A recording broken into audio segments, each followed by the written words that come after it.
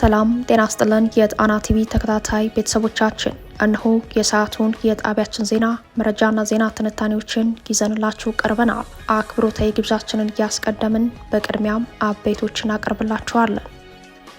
የፋኖ ኃይሎች ከጋሸና ከተማ በቅርብ ርቀት በምትገኝ ከተማ ላይ ከአገዛዙ ጦር ጋር ለ10 ሰዓታት የዘለቀ ውጊያ ሲያካሂዱ ውለዋል። በቆቦና ሮቢት ከተሞች ተመሳሳይ የከተማ ውጊያ ውሏል። በሸዋ ቀጠና ደግሞ የፋኖ ኃይሎች ከአገዛዙ ጦር ጋር ከባድ የተባለ ውጊያ ማካሄዳቸው ተሰምተዋል። ከወደ ጎንደር አፋብሃ በላይ እዝ ጥብቅ የተባለ ወታደራዊ መመሪያ አስተላልፈዋል። ዝርዝር የግንባር መረጃዎቹ ተሰናድተዋል። በቅደም ተከተል ወደ እናንተ ይደርሳሉ።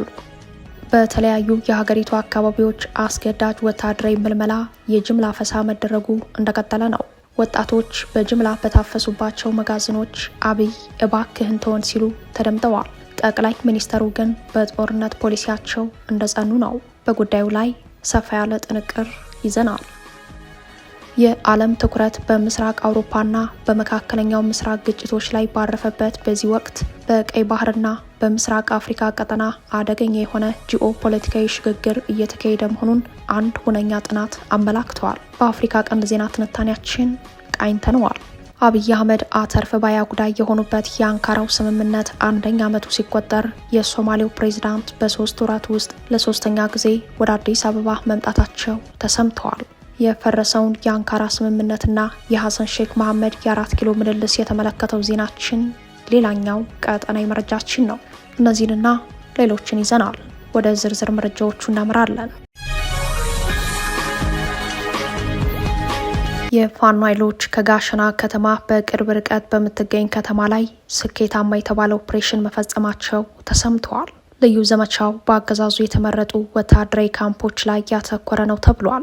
አፋብሃ ምኒልክ ዕዝ የደጋው መብረቅ ኮር የፋኖ ኃይሎች ከጋሸና ከተማ በቅርብ ርቀት የምትገኘው ሐሙሲት ከተማ ተጋድሎ በማድረግ ታላቅ ድል ማስመዝገባቸውን እዙ ይፋ አድርጓል። ሐሙሲት ከተማ በተደረገ ተጋድሎ በርካታ የአገዛዙ ጦር ሙትና ቁስለኛ ሆኗል ያለው አፋብሃ የከተማ ኦፕሬሽን ያለው ልዩ ዘመቻው ዛሬ ታህሳስ 10 ከንጋቱ 11 ሰዓት ላይ መካሄዱን ነው በግንባር መረጃው ላይ ያመላከተው። ከጋሸና በቅርብ ርቀት በምትገኘው ዋድላ ሐሙሲት ከተማ በተደረገው አውደ ውጊያ የካምፑን የሻምበል መሪ ጨምሮ በርካቶች ሙትና ቁስለኛ መሆናቸውን ገልጸዋል። ሐሙሲት ምድር ላይ ከንጋቱ 11 ሰዓት እስከ ቀኑ 10 ሰዓት የዘለቀው አውደ ውጊያ ሐሙሲት ላይ የተከበቡትን የአገዛዙን ጦር ከከበባ ለማውጣት ከወልዲያና ካሁን ተገኝ በርካታ እግረኛ ኃይል በሜካናይዝድ ታጅቦ ቢመጣም በተመሳሳይ ኪሳራ አስተናግዶ ወደ መጣበት ተመልሷል ሲል የአውደ ውጊያ ውሎውን የገለጸው አፋብሃ ምኒልክ ዕዝ ነው። ከዚሁ የወሎ ቤት አማራ የአውደ ውጊያ መረጃችን ሳንወጣ የፋኖ ኃይሎች በቆቦና ሮቢት ከተሞች ውስጥ በነበሩ የአገዛዙ ወታደሮች ላይ የደፈጣ ጥቃት በመሰንዘር ከ16 በላይ የሚሆኑትን ሰብአዊ ጉዳት ማድረሳቸውን ገልጸዋል። ምስራቅ አማራ ኮር 2 ካላኮርማ ክፍለ ጦር 5ኛ ሻለቃ ቃኞች ራያ ቆቦ ወረዳ ሮቢት ከተማ ዛሬ ታህሳስ 10 ቀን 10 ሰዓት አካባቢ በመግባት ወደ ቆቦ ከተማ መውጫ ወይለት ድልድይ ላይ ኬላ በጣሉ የአገዛዙ ወታደሮች ላይ ፈጣን ማጥቃት በመፈጸም 10 የሚደርሱትን ሙትና ቁስለኛ ማድረጋቸውን፣ በተመሳሳይ ራያ ቆቦ አቧሪ አካባቢ እንቀሳቀሱ የነበሩ 6 የአገዛዙ ወታደሮች ላይ ጥቃት ሰንዝሮ ሁሉም እንደሞቱ ነው በግንባር መረጃው ላይ የተመላከተው። በዛሬው የታህሳስ 10 ቀን የውጊያ ውሎ በአመዛኙ የወሎ ቤት አማራ አካባቢዎች የተጠናከረ የደፈጣ ጥቃት ሲፈጸም መዋሉ ጥቅል የግንባር መረጃዎች ያሳያሉ። በተመሳሳይ የውጊያ መረጃም አፋብሃ አሳምነው ዕዝ ከሰም 2ኛ ኮር ነበልባል ክፍለ ጦር የፋኖ ኃይሎች በሸዋ ቀጠና ከአገዛዙ ጦር ጋር ከባድ የተባለ ውጊያ ማካሄዳቸው ተሰምተዋል። በፋኖ ኃይሎች ምሽግ ላይ ከበባ ለማድረግ አቅዶና አስቦ ወደ ፋኖ ነጻ ቀጠና ያቀናው የአገዛዙ ሰራዊት ቀድሞ መረጃ የደረሳቸው የፋኖ አባላት ልዩ ቦታው ሲቪለን ተብሎ ከሚጠራው ቦታ ቀድመው ምሽግ በመያዝ ከንጋቱ 11 ሰዓት ላይ ደፈጣ በመጣል ኃይሉን ማጥቃታቸውን አፋብሃ አሳምነው ዕዝ ገልጸዋል። ለሰዓታት በዘለቀው በዚህ ውጊያ ቁጥሩ በውል ያልተገለጸ ሆኖም በ3 አምቡላንስ የተመላለሰ ሰብአዊ ኪሳራ ማድረስ መቻሉን አፋብሃ በግንባር መረጃው አረጋግጧል። በድጋሚ ያለ የሌለ ኃይሉን ከኬላ ከተቋም ጥበቃ እንዲሁም የኋላ ደጀን ያለውን ጦር በማሰባሰብ በር ተብሎ ከሚጠራው አካባቢ በመንቀሳቀስ ላይ ያለ በጄኔራል ተፈራ ማሞ ብርጌድ የፋኖ ኃይሎች ጥቃት ተከፍቶበት ለገዘ የመጣው ጦር ተመቶ መመለሱን ገልጸዋል። በተመሳሳይ የውጊያ መረጃም በዚሁ ሸዋ ቀጠና ሸንኮራ ባልጭ ኬላ ላይ የፋኖ ኃይሎች በፈጸሙት ማጥቃት የብልጽግና ሰራዊት አመራር ጭምር እንደተመታ አፋብሃ በግንባር መረጃው አረጋግጧል። ይህ በእንዲህ እንዳለም አፋብሃ በላይ እዝ ከነገ ታህሳስ 11 ጀምሮ ከጎንደር ከተማ አዲስ ዘመን መንገድ ለመንገደኞች ክፍት እንደሚሆን በይፋ አስታውቋል። እዙ ለጣቢያችን በላከው ማብራሪያ ላይ እንዳመላከተው ከማጥራትና ማብቃት ተልዕኮ ጋር በተያያዘ ዳግማዊ ቴዎድሮስ 5ኛ ኮር ከታህሳስ 1 ጀምሮ እስከ ታህሳስ 10 ከጎንደር ከተማ አዲስ ዘመን ድረስ ዝግ እንዲሆን ተደርጎ የማጥራትና ማብቃት ስራ እየተከወነ ቆይቷል ያለ ሲሆን አክሎም በተለያዩ እኩይ ፍላጎቶች በመስመሩ እየተገኙ መንገደኞችን ያንገላቱ የነበሩ ቅጥረኛ ወሮበሎች ላይ በተወሰደ እርምጃ አንጻራዊ ለውጥ የታየ መሆኑን በመጠቆም ቀሪ ስራዎችን እየሰራን እንገኛለን ብለዋል። ስለሆነም የሚለው የአፋብሃ በላይ እዝ ማብራሪያ የሚከተሉትን ማሻሻያዎች በጊዜያዊነት አስቀምጠናል ብለዋል። አንደኛ፣ መንገዱ ከነገ ታህሳስ 1 ጀምሮ ለመንገደኞች ክፍት እንዲሆን። ሁለተኛ፣ ላልተወሰነ ጊዜ በኮሩ ፍቃድ ተጥለው የነበሩ ኬላዎች እንዲነሱ። ሶስተኛ፣ በኮሩ የበላይ አመራር ስምሪት ከተሰጠው አካል ውጪ ማንኛውም የታጠቀ አካል በመስመሩ 5 ኪሎ ሜትር ርቀት እንዳይገኝ ትዕዛዙን ተላልፎ በተገኘ ማንኛውም የታጠቀ አካል ላይ የማያዳግም እርምጃ እንዲወሰድ። አራተኛ፣ መንገደኞችና ማህበረሰቡ የተለመደውን ቀና ትብብር እንዲያደርግልን ሲል አፋብሃ በላይ ዘለቀ እዝ አስታውቋል። እዙ ከመደበኛ ውጊያ ጎን ለጎን ለ45 ቀናት የሚቆይ የውስጥ ማጥራትና ማብቃት ያለውን ዘመቻ በመከወን ላይ ሲሆን በተለየ ሁኔታ ከጎንደር ከተማ አዲስ ዘመን ድረስ ባለው መንገድ የሚፈጸሙ እገታ፣ ዘረፋና የንብረት ውድመትን ለመግታት ለቀናት የዘለቀ የማጥራት ዘመቻ ሲሰራ መሰንበቱ በተከታታይ ዘገባዎቻችን ማድረሳችን ይታወሳል። በተለያዩ የሀገሪቱ አካባቢዎች አስገዳጅ ወታደራዊ ምልመላ የጅምላ ፈሳ መደረጉ እንደቀጠለ ነው። ወጣቶች በጅምላ በታፈሱባቸው መጋዘኖች አብይ እባክህን ተወን ሲሉ ተደምጠዋል። ጠቅላይ ሚኒስተሩ ግን በጦርነት ፖሊሲያቸው እንደጸኑ ነው። አረ ወገን እንደምታዩት ታፍሰን 1 ሳምንት ምግብ አልበላንም። ስለዚህ አረ ድምጽ ሁሉም ይሄ ልጅው ለምሳሌ 13 አመት እስኪ ምኑ ነው የምታፈሱ? ምንድነው አብይ አንተ አይታየህም እንዴ? አራቢይ እነዚህ ወጣቶች ከንግግራቸው ለዛ የከተማ ከሰውነታቸው ገጽታ ደግሞ ገና ለጋ እንደሆኑ ይታያል። ወጣቶች በከተማ የጅምላ ፈሳ ከመንገድ ላይ የተያዙ እንደሆኑ ከንግግራቸው መረዳት ይቻላል። በዚህ መንገድ በርካታ የኢትዮጵያ ታዳጊዎች በአገዛዙ መታፈሳቸው እንደቀጠለ ነው። የብልጽግናው አገዛዝ የሙሉ ጊዜ ተግባሩ ባደረገው ጦርነት የደርግን መጥፎ ትውስታ የሚሰንቅ የጅምላ ፈሳ ውስጥ የገባው በጦርነቱ ተራዛሚነት የተነሳ መጠነ ሰፊ የሰው ኃይል ኪሳራ በማስተናገድ ላይ በመሆኑ ነው የሚሉ አስተያየት ሰጪዎች ብልጽግና በዚህ መንገድ ሊገነባው የሚችል ሰራዊት እንደማይኖረው፣ የሰራዊቱ የውጊያ ዓላማ ጽናት ደካማ የሆነው መሰረቱ ግዳጅ በመሆኑ እንደሆነ ይሞግታሉ። ብልጽግና በበኩሉ ሰራዊቱ ሞትና ቁስለኛ መክዳትና መፍረስ ያጋጠመው መሆኑን ተከትሎ በተለያዩ የሀገሪቱ አካባቢዎች አስገዳጅ ወታደራዊ ምልመላ የጅምላ ፈሳ ማድረጉን እንደቀጠለ ነው። ታዳጊዎቹ አብይ እባክህን ተወን ቢሉም ጠቅላይ ሚኒስተሩ የታዳጊዎቹን ድምጽ መስማት አይፈልጉም።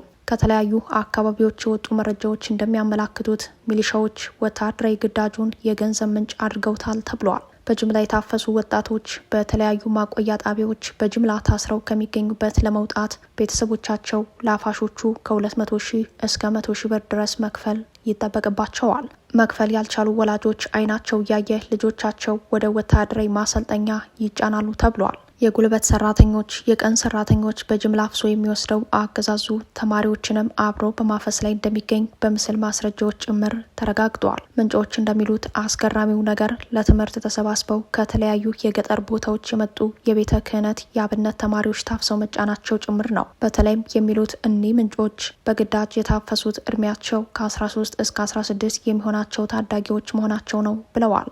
ይኸው የግዳጅ አፈሳ አዲስ አበባን ጨምሮ በተለያዩ ክልሎች የቀጠለ ሲሆን በጸጥታ ሰዎች በኩል የጎዳና ተዳዳሪዎች የአእምሮ ህሙማን ጨምሮ በሌሊት በርካቶችን አፍሶ የሚወስድ ግብረ ኃይል መቋቋሙ ነው የተሰማው። በዚህም በከተሞች በተከታታይ ምሽቶች ወጣቶች በፓትሮል ታፍሰው መወሰዳቸው ነው የታወቀው። በተጨማሪም ከገጠር ለገበያ የመጡ ወጣቶች ታፍሰው እንደሚወሰዱ የጠቆሙት የመረጃው ምንጮች አፈሳው የሚከናወነው በመናኸሪያ የገበያ ቦታዎች በተለምዶ ጌም ዞን ተብለው የሚጠሩ የወጣቶች የመዝናኛ ስፍራዎችና ሰዎች በብዛት በሚገኙባቸው አካባቢዎች እንደሆነ ተናግረዋል። ይኸው የግዳጅ ወታደራዊ ምልመላ ኦህዴድ ብልጽግና በስሙ በሚምልበት በኦሮሞ ህዝብ ላይ እየተፈጸመ ለመሆኑ ከክልሉ የሚወጡ መረጃዎች ያሳያሉ። ከዚሁ አፈሳ ለመሸሽ ወጣቶች ራሳቸውን እስከ ማጥፋት ደርሰዋል የሚሉት መረጃዎች ሌሎች ወጣቶች በሽሽት የተነሳ ለአካል ጉዳት ሰለባ ሆነዋል ሲሉ የሁኔታውን አስከፊነት አስረድተዋል። በአገዛዙ ግብረ ኃይል ታፍሰው በጊዜያዊ ማቆያ ጣቢያ የተከማቹ ወጣቶች ለማምለጥ ሲሞክሩም በጥይት ተመተው ህይወታቸው ያለፈ እንዳሉ ታውቋል። በዚህ እርምጃ የቆሰሉም አሉ የሚሉት የጣቢያችን የመረጃ ምንጮች በወለጋ ኪረሙ 2 ወጣቶች በጥይት ተመተው አንዱ ወዲያውኑ ህይወቱ ማለፉን አስረድተዋል።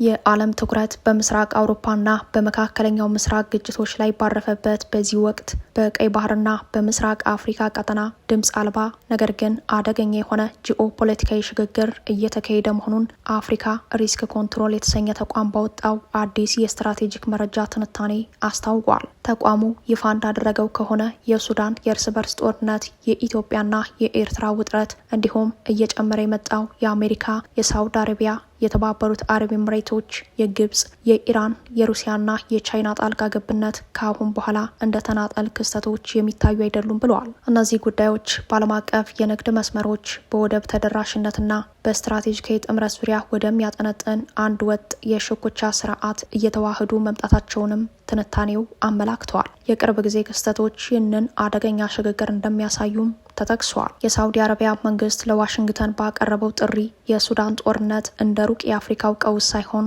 የቀይ ባህር ደህንነት ስጋት ተደርጎ እንዲወሰድና አሜሪካ ጣልቃ እንድትገባ መጠየቁ የለውጡ አንዱ ማሳያ ነውም ተብሏል። በቅርቡ ወደ ነጩ ቤተ መንግስት ያቀኑት የሳውዲው ልዑል አልጋ ወራሽ መሐመድ ቢን ሰልማን ትራምፕ በሱዳን ጦርነት የሰላም ሚና እንዲጫወቱ ይፋዊ ጥሪ ማቅረባቸው ይታወሳል። ትራምፕም ጥሪውን መቀበላቸው አይዘነጋም። በተመሳሳይ የኤርትራው ፕሬዝዳንት ኢሳያስ አፈወርቂ በቅርቡ በፖርቱ ሱዳን ያደረጉት ከፍተኛ ጉብኝት በዚህ ወሳኝ ወቅት ግልጽ የሆነ የፖለቲካ አሰላለፍን ያሳየ ነው ሲል የአፍሪካ ሪስክ ኮንትሮል ትንታኔ ሁኔታውን ያስረዳል። በሌላ በኩል ኢትዮጵያ በቀይ ባህር ተደራሽነትና በቀጠናዊ ተጽዕኖ ዙሪያ ካለባት ፍላጎት ጋር ተያይዞ ውስጣዊና ውጫዊ ዲፕሎማሲያዊ ጫናዎች እያረፉባት መሆኑ ተጠቅሷል። የቀይ ባህር መስመር ከፍተኛ ድርሻ ያለው የዓለም የኮንቴነር ንግድ የሚተላለፍበት በመሆኑ በሱዳን የሚፈጠር ግጭት ወይም በኢትዮጵያና ኤርትራ መካከል የሚፈጠር ስህተት የሚያስከትለው መዘዝ ከአፍሪካ ቀንድ የዘለለ እንደሆነ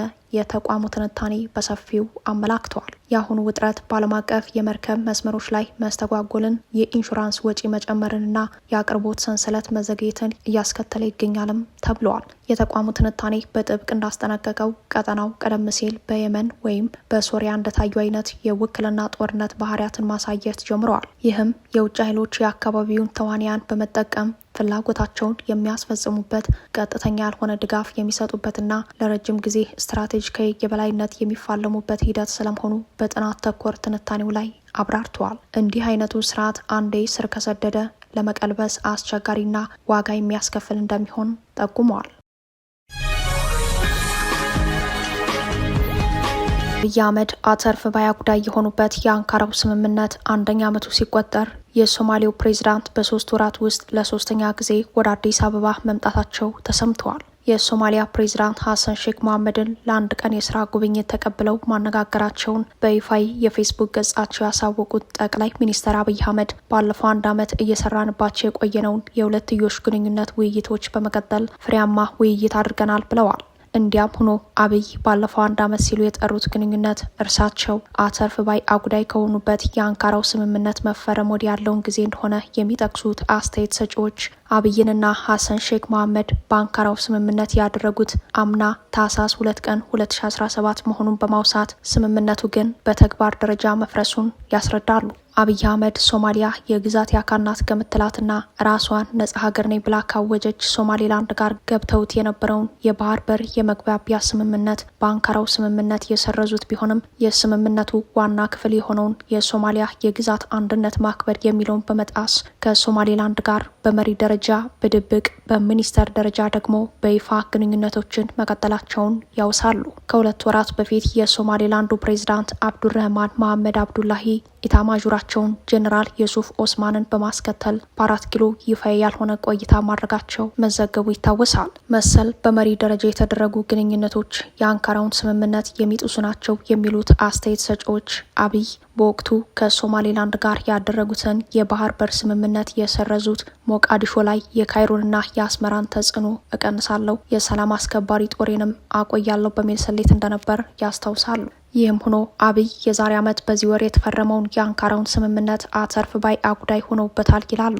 አብይ አህመድ ራሷን እንደ ነጻ ሀገር ካወጀችው ሶማሌላንድ ጋር ገብተውት የነበረው የባህር በር መግባቢያ ስምምነት ግብጽንና ቱርክን ወደ ሞቃዲሾ መሳቡ አስመራን በሞቃዲሾ ዘንድ ተፈላጊ ማድረጉ ይታወሳል። ይህንን ተከትሎ የሞቃዲሾ መንግስት አስመራና ካይሮ በመመላለስ የአብይ አህመድን አገዛዝ በቀጠናው ላይ በመነጠሉ በቱርክ አደራዳሪነት አንካራ ላይ አብይ እጅ ከሰጡ 1ኛ ዓመቱ ባለፈው ታህሳስ 2 ቀን ተቆጥሯል። በወቅቱ ብርቱ ዲፕሎማሲያዊ ውግዘት ያስተናገዱት አብይ ከሞቃዲሾ መንግስት ጋር የገቡበትን ፍጥጫ ለማለዘብ አንካራ ላይ ስምምነት ሲፈርሙ ዋና ስሌታቸው ካይሮና አስመራ በሞቃዲሾ ላይ ያላቸውን ተጽዕኖ ለመቀነስ እንዲሁም ግብጽ ወደ ሶማሊያ በሰላም አስከባሪ ስም ጦሯን እንዳታስገባ የኢትዮጵያ ሰላም አስከባሪ ኃይል ተሳትፎም እንዲጨምር ያለመ ነበር።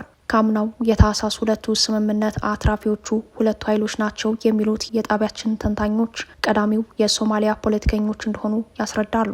ሶማሊያ ከቱርክና ግብጽ ጋር የመሰረተችውን ወታደራዊ ወዳጅነት በማስጠበቅ ሉዓላዊነቷን እንዳስከበረችበት አመላክተዋል። ሁለተኛው አትራፊ ኃይል የቱርኩ መሪ ረሲብ ጠይብ ኤርዶጋን ናቸው የሚሉት ተንታኞች ኤርዶጋን አዲሱ የአፍሪካ ቀንድ ንስሐ አባት ለመሆን የጀመሩት ሩጫ አንድ ምዕራፍ እንዳደገ አመላካሽ ነው ሲሉ እውነቱን አስረድተዋል። በብልጽግናው አገዛዝ በኩል ከአንካራው ስምምነት በኋላ ኢትዮጵያ ከሶማሊያ ጋር በወደብ ጉዳይ ስምምነት አደረገች ቢባል ቴክኒካል ኮሚቴው ስራ ካቆመ 7 ወራት እንዳለፈው መረጃዎች ያሳያሉ። በሰላም አስከባሪ ተልዕኮ የተሰማራው የኢትዮጵያ ጦር ይውጣልን የሚለው ቅስቀሳ ጋብ ያለ ቢሆንም ቁጥሩ ከቀደመው ቀንሶ እንዲቀጥል መደረጉ በአንጻሩ ግብጽ ለመጀመሪያ ጊዜ በሰላም አስከባሪ ስም ጦሯን ወደ ሶማሊያ እንድታስገባ ፍቃድ ማግኘት የቻለችበትን መዘዝ አስከትሏል። በአፍሪካ ህብረት ተልዕኮ ስር ኢትዮጵያ ለህብረቱ ተልዕኮ 2500 ወታደሮችን ብቻ ስታዋጣ የድንበር ተወሳኝ ያልሆነችው ኡጋንዳ በበኩሏ 4500፣ ኬንያ 1410፣ ጅቡቲ 1520 እንዲሁም ግብጽ 1091 ወታደሮችን እንደሚያሰማሩ የታወቀው አብይ አህመድ አተርፍ ባይ ጉዳይ ከሆኑበት የአንካራው ስምምነት በኋላ ነበር። አብይ አህመድ ሞቃዲሾ ላይ የካይሮንና የአስመራን ተጽዕኖ እቀንሳለሁ በሚል ስሌት አንካራ ላይ የፈረሙት ስምምነት አተርፍ ባይ አጉዳይ አድርጓቸዋል ሲባልም ግብጽ ከ40 ዓመታት በላይ የሰራችበት ሶማሊያ ውስጥ ወታደር የማስፈር ውጥኗ በመሳካቱ ነው።